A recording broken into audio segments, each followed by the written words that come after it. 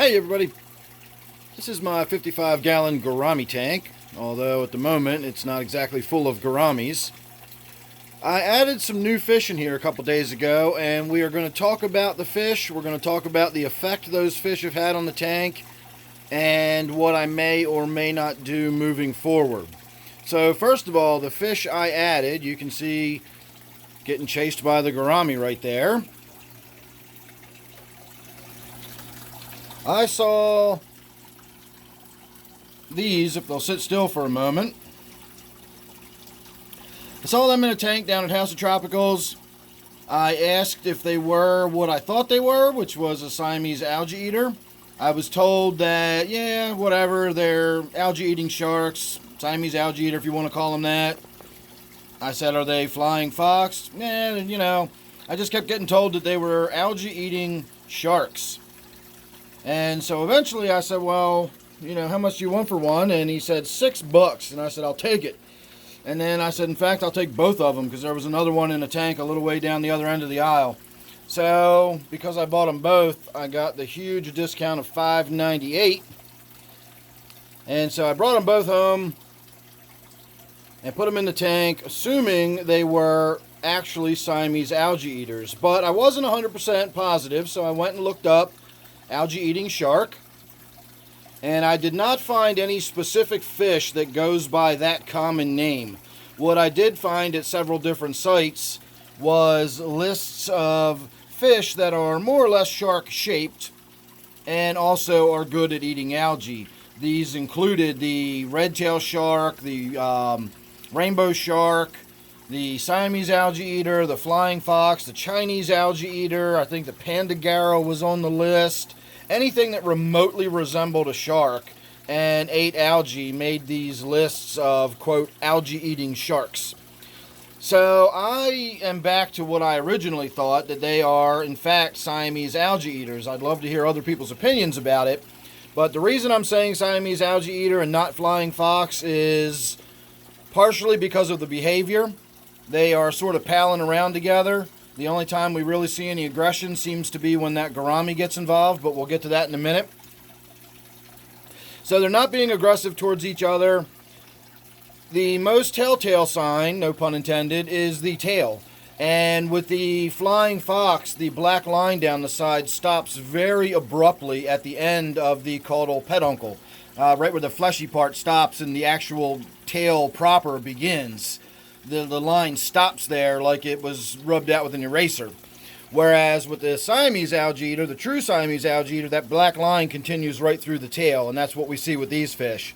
The Flying Fox also has a gold line that runs down above the black line. It's sort of like a pinstripe that runs between the black line and then the upper portion of the fish's back. And while you look at these fish, and you can kind of see it's got like that sort of mark there, kind of looks like a line. If you're wondering, which I've done in the past, trust me, when you see the Flying Fox, you'll say, okay, that's definitely not the gold line they're talking about. The Flying Fox has a very, very pronounced gold line above that black stripe, and this one does not. It's just got that sort of different coloration. You can also see the pattern of scales very, very clearly, which is another sign of a Siamese Algae Eater.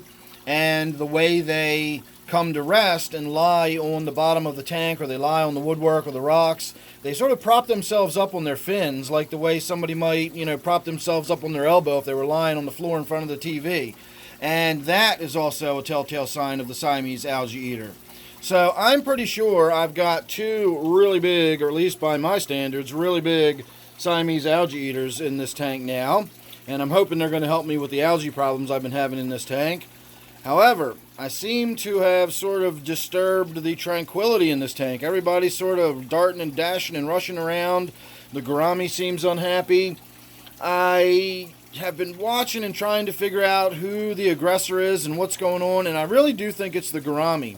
I got a male snakeskin, and snakeskins are fairly docile compared to the 3-spots and all the various color morphs of the 3-spots, like the gold and the opaline. And all the various, there's a lot of different 3-spot color morphs out there. And while the 3 spots, in my experience, are the nastiest of the gouramis. Snakeskins are pretty chilled out. But the other male snakeskin I had, I did have to separate from the female.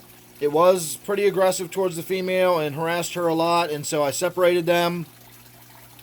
And the female I had was not really aggressive at all. She was pretty docile. This guy, I think, killed my chocolate gourami. And I have seen it sort of chase the loaches around the tank, which is sort of odd. If you see all these little, not this one so much, my Angelicus loach, but that one right there. I've got 3 left. I used to have 7 of those clown loaches, or skunk loaches in here. I've now got 3 of them, and that's also slightly problematic. The skunk loaches can be kind of nasty and aggressive in their own right, but if you get them in a large enough group, they just kind of chase each other around, and it's actually really playful and fun to watch. Over the years, my group has dwindled, and I'm now down to 3, so we're kind of getting on the cusp of where they're kind of getting irritable, and they're not so friendly towards each other anymore. You add to that the idea that these Siamese Algae Eaters are a very similar shaped fish to them, and that throws another... that's more something else into the equation. And lastly, I will say just a little while ago, while it's not out right now, you can see where that little loach just came out now. Underneath of that piece of wood is where the red-tail loach that I have in this tank lives. It's pretty big, and that one is definitely aggressive. That's not a pleasant fish at all. And I actually saw that out and swimming around in the tank earlier today, which is rare. Occasionally I'll see its tail sort of stick out of there, but rarely do I see it actually come out. Even when I'm feeding the tank, I don't see that one come out. So it was out and swimming around, and it was sort of interacting with the skunk loaches, and the skunk loaches were kind of interacting with the gourami, and like everybody's been dashing around, and it just seems like the whole tank is sort of agitated. I don't think anybody's really in any danger necessarily. But at the same time, somebody can dash into the glass or bang up against something. You can see clearly on one of the algae eaters that there are some scrapes and some missing scales on the side. Now, it did have a few marks on it when I brought it home, but it's acquired a few more since it's been in here. And that's not unusual when you bring fish home. They're in a new environment. Basically imagine if you just went into a new, fully furnished home you've never been in, and then somebody turned out the lights and scared the crap out of you, and you had to run. Yeah, that's kind of what it's like for fish when they get in new environments, and you turn the lights off at night, and they get startled, and other fish chase them around. They're swimming around blind in an unfamiliar environment. They're going to bang into things, and they're going to bang up against stuff, and so it's not unusual to get fish when you first put them in your tank. You might see some minor injuries and some scales missing. So I'm not too worried about that. My concern would be like nipped fins and that kind of damage. My other concern would be stress over a period of time. It's only been a couple days now, so I am going to kind of wait it out a little bit and see if things don't settle down. But based on my experience with my other Siamese Algae Eaters, they are not active like this. They're more like that. They just kind of chill out, they hang out, they're either eating algae or they're doing something like this. These two just seem to never stop moving, and I think it is from this snakeskin gourami. Every time the gourami gets down near them, they start getting harassed, and see, let's watch. They're still down here, they're still just hanging out, doing their thing, not going on. Well, the gourami's not going to cooperate now, but as soon as that gourami gets near them again is when you see the darting and the dashing and all the running back and forth that seems a little more frantic than this. Again, this is all sort of normal behavior. They do swim around, but they don't dash and dart.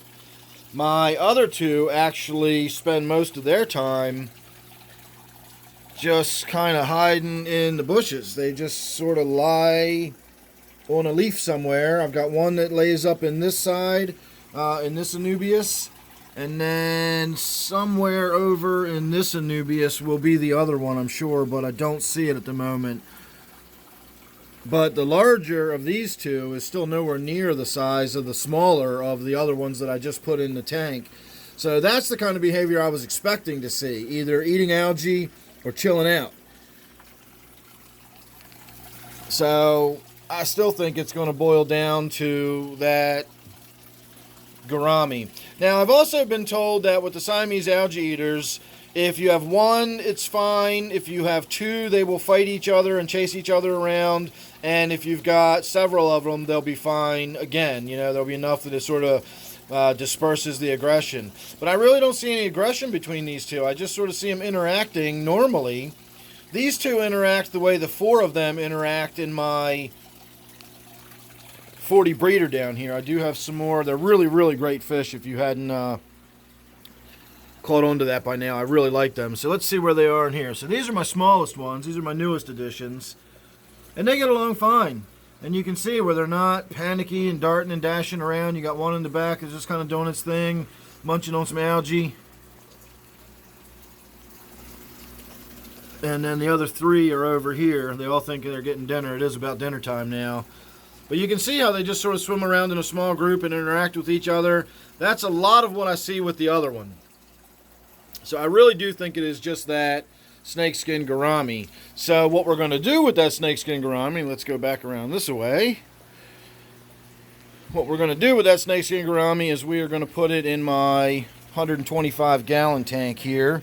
And it will be in a tank with some big boys.